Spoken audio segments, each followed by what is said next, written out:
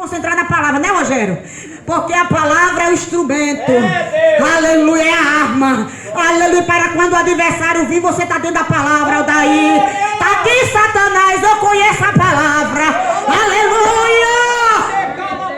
Oh, Deus grande. Aleluia, Deus. Aleluia, Deus. Eita, Deus. Deus, fala, Jesus. Daí, Jesus, teu servo em tuas mãos. Meu Pai, derrama do teu azeite, da tua glória, da tua graça. Meu Pai, que o profeta, aleluia, aleluia, o Senhor revela o profeta, o escondido, aleluia. Porque assim como o Senhor revelou ontem à noite ali naquele lugar, o Senhor revela hoje aqui no altar para a tua igreja. E a tua igreja venha fazer como a viúva, venha botar em prática, para que não falte azeite nem farinha, Jesus. Meu Pai, que o profeta desapareça e o Senhor apareça, que a tua glória venha ser derramada, manifestada neste lugar, mais do que o que tem sido. Jesus, obrigado pela tua presença. Toma o teu povo em tuas mãos. Meu Pai, repreende, meu Pai, toda desinquietação dos jovens, das crianças. Meu Pai, não deixa Satanás tirar a concentração da igreja, meu Pai, porque sabemos que é a palavra que liberta, que salva, que cura, que transforma, aleluia, que faz ainda morar no céu, em nome de Jesus. Aplauda ao Senhor, igreja.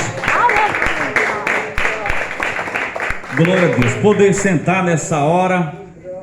Glória a Deus. Feche os seus olhos. Santo Deus e fiel Deus, nesse momento estamos aqui na igreja, Pai, na congregação, reunidos em Tua presença, Senhor, diante do Senhor, meu Deus, e nós pedimos perdão pelos nossos pecados. Que nesta noite o Senhor venha falar de acordo com a Tua vontade, de acordo com a necessidade de cada pessoa que está aqui. Diga: Jesus, que não seja o que eu queira escutar, mas o que eu precise escutar.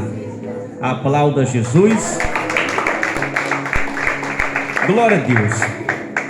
Eu convido os amados a abrir a Bíblia Sagrada no Evangelho segundo escreveu João, capítulo 3. Evangelho segundo escreveu João, capítulo 3. Que os amados sintam a paz do Senhor no coração nessa hora. Sintam a paz. Não fiquem desassossegados, inquietos. Não se sintam perturbados nessa hora, porque a palavra diz que se nós nos reunirmos na presença de Deus, em nome de Jesus, Ele está no nosso meio. Então Ele está aqui. Então não há necessidade de medo, de vexame, nem de preocupação. Se você chegou ansioso nessa hora, nessa noite aqui, então jogue a sua ansiedade, é bíblico, nas mãos de Deus, que Ele vai tratar do seu problema. Jogue nas mãos dEle, mas confie nisso. Glória a Deus. João capítulo 3. Quem crê que quem vai falar não sou eu aqui, é Deus? Quem crê? Que a palavra é dEle. João capítulo 3, a palavra conhecida no verso de número 30. João Evangelista, capítulo 3, verso 30, que diz: é necessário que ele cresça e que eu diminua.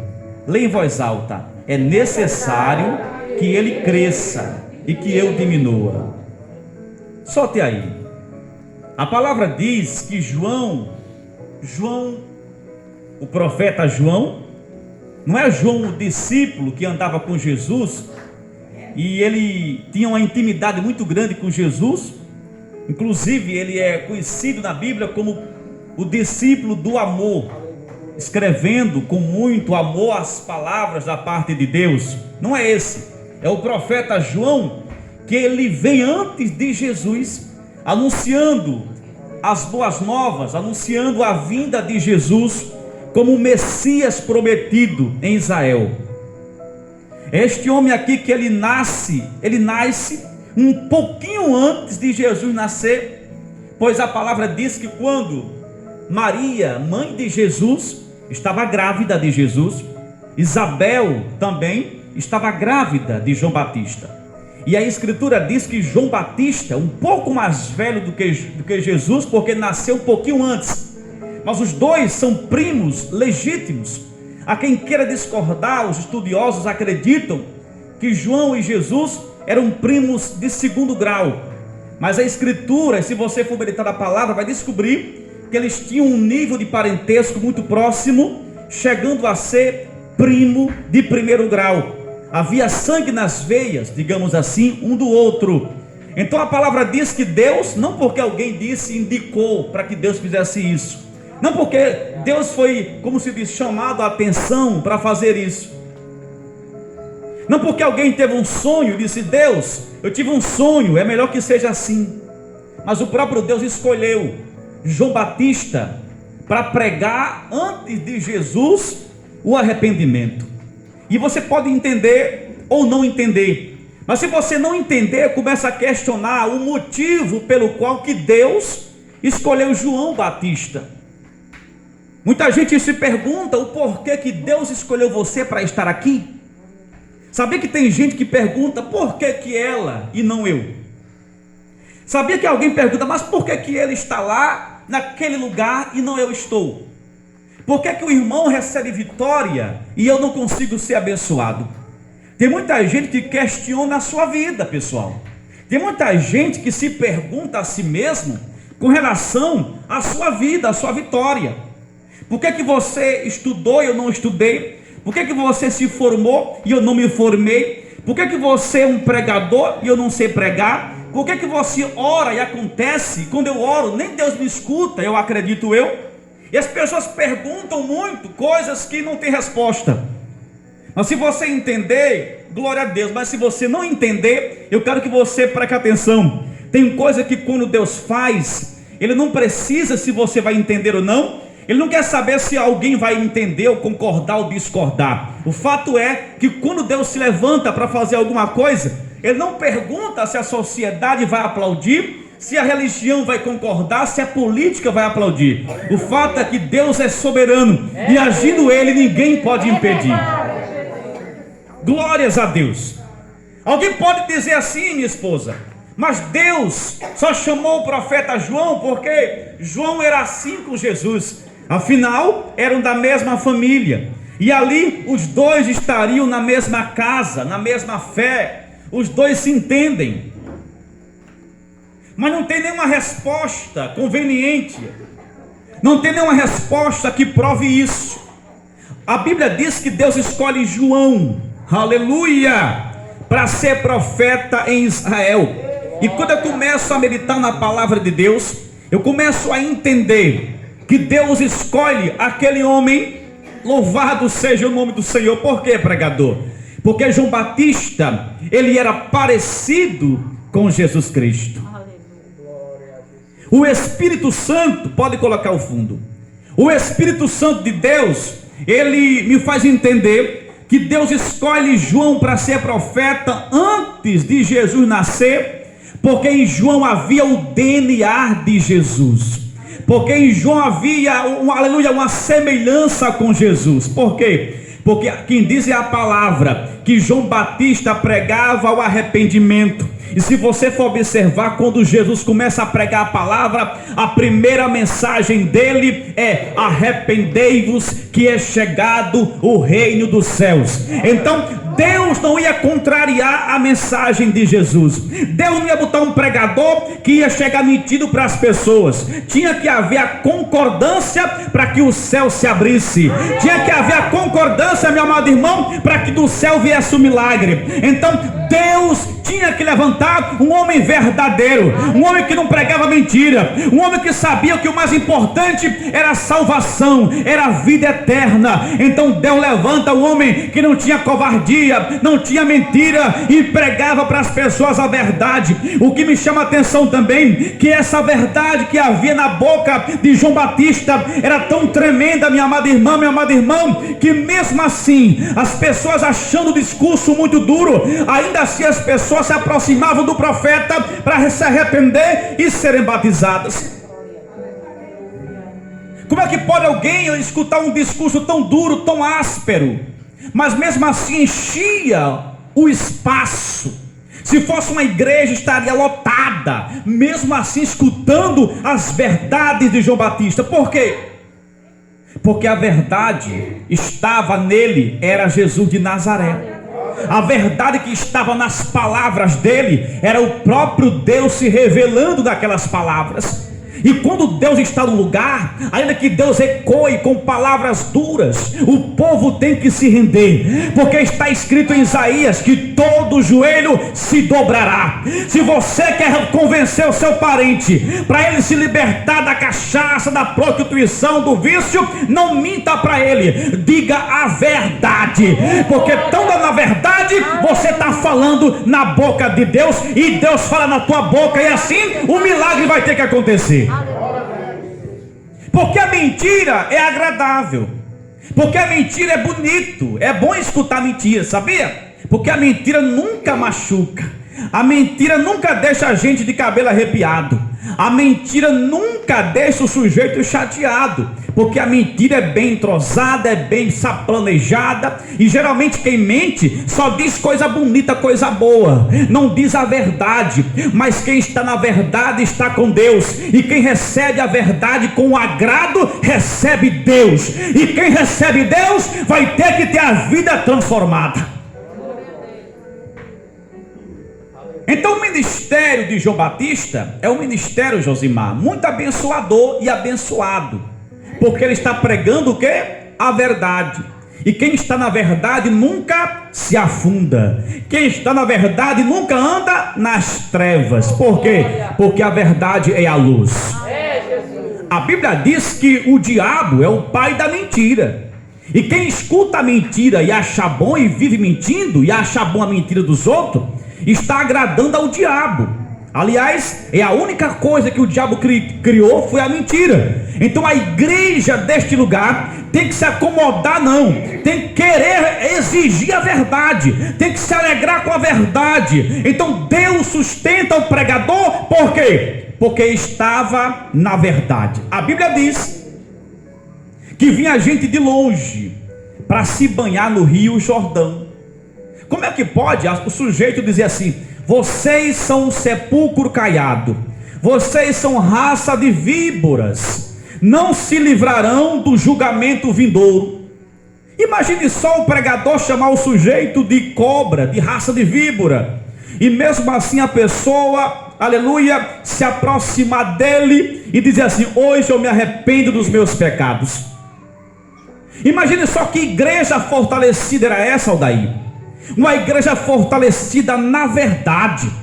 Quando a igreja nasce na mentira, qualquer cara feia, o sujeito abandona a congregação. Mas quando nós nascemos na verdade, quando nós conhecemos a cruz, quando nós aceitamos o evangelho da verdade, não tem ventania que me bote no chão, não tem doença, nem praga, nem macumba que me largue da presença de Deus, porque você conhece a verdade e sabe que a verdade machuca, mas te livra do fogo do inferno. Há um ditado popular que diz: me entristeça com a verdade, mas não com a mentira. E tem muita gente triste porque alguém mentiu para ele ou para ela. Mas se você está triste porque ouviu a verdade, se alegre, porque quem está na verdade está com Jesus. A palavra diz que o ministério crescia muito. E eu vejo, Aldair, João Batista um sujeito muito humilde. Olha o que ele diz aqui no versículo 30: é necessário que ele cresça e que eu diminua. Olhe para seu irmão e pergunte assim: irmão, você é humilde? Você é humilde? Eita, negócio difícil. Perdoar e ter humildade é difícil. Então João é um sujeito muito humilde, um pregador que teve o quê? Essa honra de ir na frente antes de Jesus. É uma honra muito grande você abrindo o caminho, e ali ele está com humildade, ele está com muita humildade. Quando quem diz é a palavra, a pessoa é humilde, Deus o quê? Exalta. Se você quiser ser exaltado, que tanto deseja, então busque ser humilde.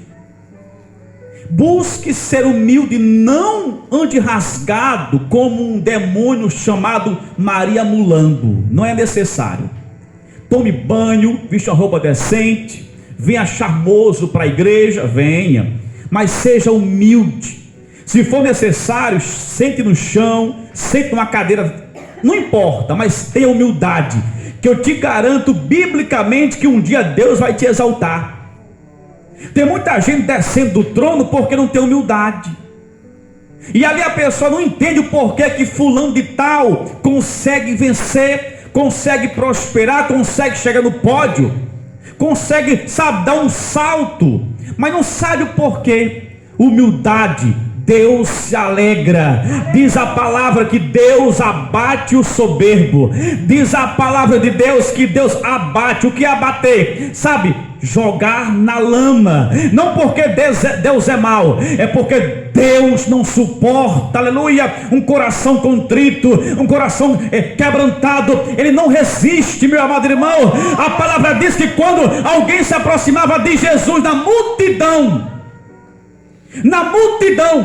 e a pessoa clamava por Jesus com o coração choroso, quebrantado, Jesus olhava para trás e atendia a pessoa de forma separadamente. Por quê? Porque somente aquela pessoa tocou no coração de Jesus com humildade, se arrastando. Quando aquela mulher do fluxo de sangue, ela se humilha, meu amado irmão, porque geralmente as mulheres na época não podiam se aproximar de homens devido à regra da época, mas ela vai se aproximando de Jesus Cristo e toca nas vestes de Jesus de forma humilde, em quase alguém pisando nela, na multidão, ela se arrastando, sangrando. Eu imagino o sangue derramando no chão, afinal é um sangramento horrível. Mas Jesus olha para ela e cura aquela mulher. A palavra diz que quando ela toca na orla de Jesus, já está curada. Irmão, a sua humildade não é sinal de desprezo. A sua humildade não é sinal de crentezinho, sofredor, coitado, é muito humildezinha, não. Quanto mais humildade na presença de Deus, mais exaltação vem do céu. Tem muita gente que não está entendendo. A Bíblia é quem diz que Deus derrama mais virtude sobre os humildes. Se você não está entendendo, o que nós chamamos de bichão por aí, não sente a presença de Deus como você sente. Tem muita gente que não sabe quem é esse Deus que você conhece. Nunca se encheu, nunca foi renovado na presença de Deus. Por quê? Porque não tem humildade. Mas quando olha para você que sapateia, que pula, que profetiza, fica sem entender e não vai entender não. Enquanto não ficar humilde na presença de Deus, não vai receber aquilo que você recebe. Se João Batista, Aldair, dissesse assim: aqui quem manda sou eu, aqui vem de mim, eu me esforcei. Mas não, ele diz assim: é necessário que ele cresça e eu diminua. Sabe o que está dizendo aqui? A palavra: quanto mais você diminui, mais você, aleluia, é exaltado por Deus. Tem muita gente nos dias de hoje que quanto mais recebe de Deus, mais se auto-engrandece. É o contrário em muitas pessoas hoje.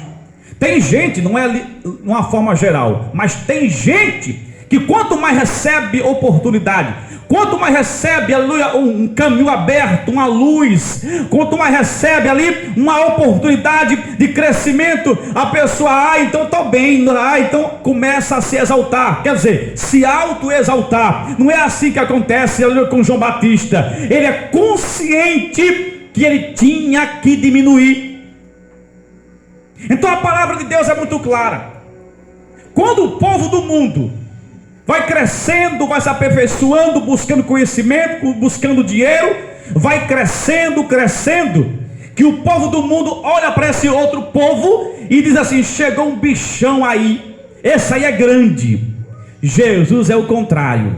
Quanto mais pequeno na presença dele, mais ele derrama virtude. É o contrário. Porque Jesus não vê como o homem vê. Quando Deus resolve separar Davi, Até o profeta, por não vigiar, ia se confundindo.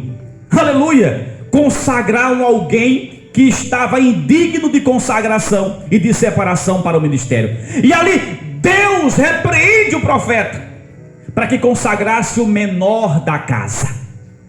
O menor da casa, geralmente, as pessoas não veem ele como algo que Deus quer usar. O menor da casa, geralmente, é uma pessoa que ninguém consegue enxergá-lo com bons olhos. O menor da casa, geralmente, quem vê ele ou ela é Deus. A palavra diz que Deus vê todas as coisas. O menor da casa geralmente não tem oportunidade, não porque Deus não quer dar, mas porque o homem arranca a oportunidade. Mas quando Deus resolve entregar a vitória, resolve exaltar, resolve fazer tudo novo, ninguém vai ter o poder de dar pitaco, de dar opinião, porque Deus não trabalha com psicólogo, Ele é o próprio Deus na nossa vida. Aleluia! Louvado seja Deus. João Batista, aleluia, era um sujeito forte na fé. Como é que alguém prega longe de sua casa, sem condições de pregar, sem alimentação, sem fartura, sem condições, sem microfone, mas ele estava lá? Tem gente que quer ser honrado por Deus, quer ser exaltado, quer ser uma pessoa com um profeta, uma profetisa, mas não tem coragem de ir à batalha, de renunciar, não tem coragem de dar lugar a Deus. Meu irmão, você que é crente, você que é mulher de Deus, que é homem de Deus, tem que entender uma coisa: não é necessário somente ter fé, mas tem que ter coragem, porque é parecido fé com coragem, mas fé é uma coisa e coragem é outra. Tem muita gente que tem fé, mas não tem coragem. Outros têm coragem, mas não tem fé. Se você observar o bandido que assalta até na igreja, ele tem coragem, mas não tem fé. E tem gente que tem muita fé, mas para agir não age porque não tem coragem. João Batista agrada a Deus, agrada a Jesus, e o ministério dele avança porque ele pregava com fé e com coragem. Olhando para o sacerdote, para o fariseu, para o religioso, e dizia assim: vocês, sepulcro caiado. Eu conheço um pregador que quando chega alguém importante na igreja, a mensagem que Deus que mandou, ele muda em função de alguém que chegou na igreja, para não machucar o importante na igreja, não tocar no dizimista da igreja, não vasculhar a cozinha da irmã da igreja. Mas o importante aqui nesta igreja é Jesus de Nazaré, e é por isso que eu estou aqui de pé, e você também. Aleluia! E esse Jesus não é um Jesus, Aldair, que dá pé em ninguém todo dia, não. Mas quando é necessário, ele dá. Quando é necessário. E agindo ele, não é o pregador que vai impedir o agir de Deus. E João Batista, ele não agia em conformidade com o seu pensamento. Se Deus falasse algo a respeito do povo de Israel e Judá, ele abria sua boca. Um sujeito que ele olha, aleluia, e diz assim: você está em adultério, rei, está se deitando com a mulher do seu irmão. É adultério sim, e adultério é pecado. Pode me degolar, eu sei para onde eu vou, pode arrancar meu pescoço. A Bíblia diz que assim aconteceu. Ele foi degolado, o pescoço colocado num prato, mas ele morre com a verdade. E a palavra diz que quem morre com Deus, ainda que morra, viverá. Mas pergunte se aquele homem, ele foi para o céu. O adúltero não vai, porque o adultério é pecado, e aquele que prega contra adultério está fazendo a vontade de Deus. Ei, irmão, não tenha medo de dizer a verdade, meu amado irmão. Abra a tua boca. Ninguém é perfeito, não, mas se você agradar a Deus, agrade com a verdade. Irmão, eu tenho vontade de ir para o altar e levar uma mensagem de louvado, de ir para o coral, mas eu sou tão pequeno. É assim que Deus quer. Ele só quer que você diga assim: o grande aqui é Deus. Eu sou pequeno, mas o forte aqui é Deus. Eu sou quase apagado no alfabeto, mas a luz aqui é Deus. Eu não sei falar, mas quem me enche aqui é Deus. Eu não sei cantar, mas Deus coloca um novo cântico em minha boca. Ele é quem faz, é quem desfaz. Entenda bem uma coisa, meu amado irmão: se você quer ter sucesso, então diminua a partir de hoje e deixe o grande reinar na tua vida. A igreja tem uma dificuldade, irmão Daí, de ser pequena, de querer se diminuir. Sabe por quê? Porque a sociedade é culpada em parte disso. Porque nós, quando nascemos, os nossos pais olham para o bebê e dizem assim: vai ser advogado, vai ser médico, médica, fisioterapeuta, sabe? Vai ser um engenheiro agrônomo, engenheiro civil, engenheiro, sabe, da aeronáutica, vai ser um doutor da lei.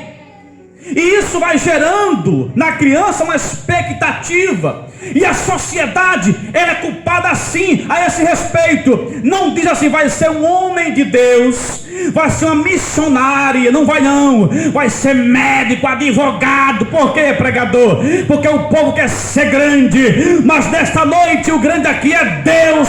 E vai acontecer se Deus quiser. Quem diz é a palavra que Jesus veio para os perdidos. Aleluia, Deus. Ele disse assim: não toque nos meus pequenos. Deus é o grande e nós somos os pequenos. Então não queira ser grande, que aí não vai acontecer. Eu não posso ser grande, que jamais serei grande. Grande é Deus. E se você quer ser realmente uma pessoa usada por Deus, então se abaixe, curve diante do Senhor. Lave as suas vestes no sangue de Jesus. Cada vez mais se curve diante de Deus. Seja obediente à palavra. Seja obediente ao seu pastor. Eu não posso obedecer ao ser humano. Então rasga a Bíblia, porque está escrito: obedecei aos vossos pastores, porque eles vão dar conta de sua alma a Deus. Então obedeça a Deus e escute o profeta. A Bíblia é quem diz, aleluia, que João Batista, ele tem tanto cartaz com Deus, que ele batiza Jesus e ele fica envergonhado: como posso batizar o Senhor que me batiza? Mas ele tem tanto cartaz com Deus, tanto crédito no céu, que ele batiza Jesus nas águas do Rio Jordão. Ele diz: eu não sou digno de, sabe, usar nem a tua pragata, teu sapato. Estou aqui parafraseando. Ele reconhece com muita humildade.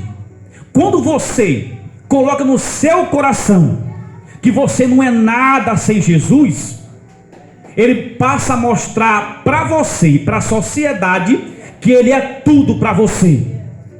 E alguém vai dizer assim: realmente é Deus vive naquela vida. Porque a pessoa não é nada, não faz nada, não sabe de nada, mas há um poder sobre a vida dele. Há um poder, algo sobrenatural.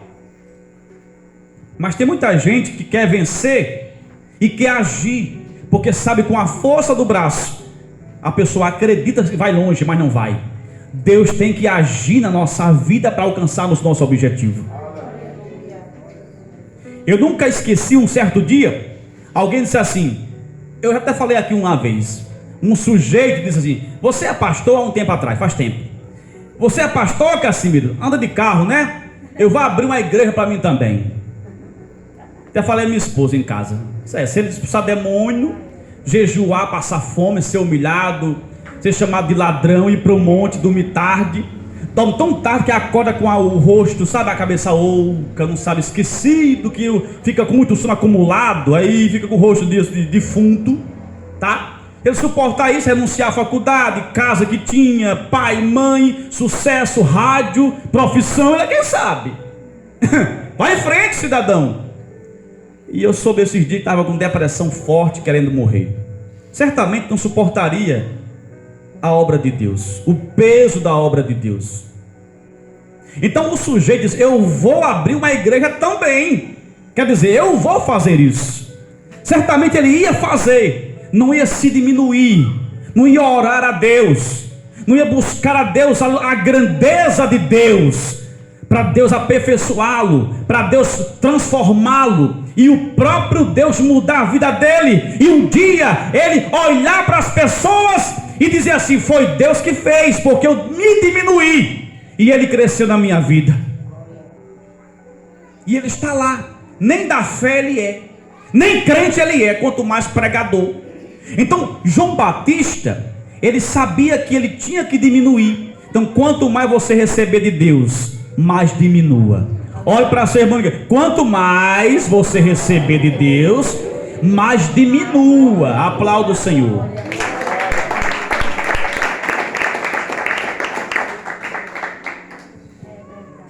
Alguns pregadores, eu encerro já. Alguns pregadores caem no adultério, trai a mulher, troca de mulher, e fica indigno de pregar a palavra de Deus no altar. Mas alguns caem porque não se diminuem. Alguns caem porque querem ser exaltados por eles mesmos. Hoje em dia o evangelho está tão diferente que a pessoa começa a pregar e começa a fazer uma agenda. É moda. Eu faço uma agenda e põe lá num banner bem grande, uma foto bem bonita com um sorriso branco. Aí diz assim: estou com uma agenda aberta, me procure, me ligue. Não é assim não. Não é um artista, um pregador. Ei, um pregador não é uma profissão. Olha para cá. Pregador não faz agenda. Se você que prega fez a sua agenda, então não foi Deus que fez não. Quem faz a agenda do pregador é Deus. Quem toca no pregador para convidar você é Deus. Quem escreve a sua história, pregador, é Deus. Se você quer escrever a sua própria história, o seu próprio banner, a sua própria foto, então você não vai muito longe. Tem que diminuir para ser exaltado por Deus. Está aqui meu contato, meu zap. Eu cansei de escutar: irmão, está nas pedrinhas ainda? Estou, pela misericórdia. Ei, me chame aí, qualquer dia eu vou lá. Você me chama? Não, não é assim. Se Deus não te chamou, que Ele entende tudo, quem sou eu para te chamar?